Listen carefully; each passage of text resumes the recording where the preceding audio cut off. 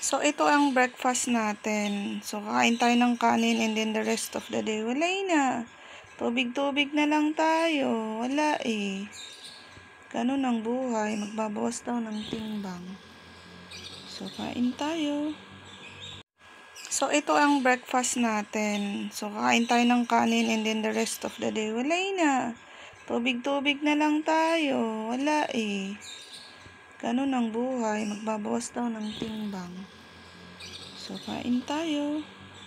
So, after making my iced coffee, condensed milk, Milo, and then coffee sachet.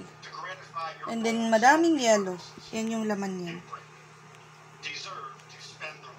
And yan, gawa tayo ng pancakes. Banana pancake. Yan yung timpla niya. And then, yan yung butter. So, simple lang yan. Butter.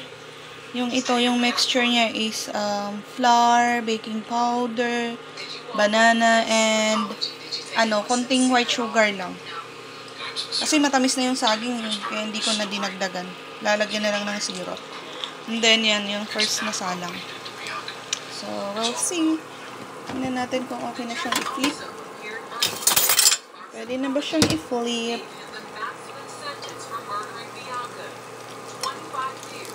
Hindi pa. Hindi pa. So, yan. Kayo po, anong niyo? Butter yung marami sa gilid niya na parami palalagay ko.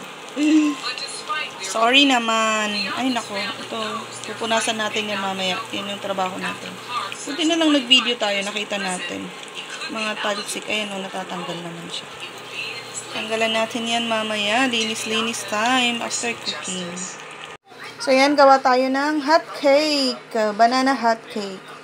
Flour, baking powder, banana, and pinch of sugar lang. Kasi alam ko matamis eh. And then, yan yung bagong salang natin. Butter po yan. Nasa gilid. Hindi siya mantika. Butter siya. Yan siya, butter. Naparami lagay natin. Sorry naman. Flip na natin. Ayun din yan. Maganda na siya. Lambot. Malambot siya, guys. Excited ng tikman. Finished product. Makikita niyo yung saging talaga, no? More on saging kasi to kaysa harina. Kaya ganyan siya.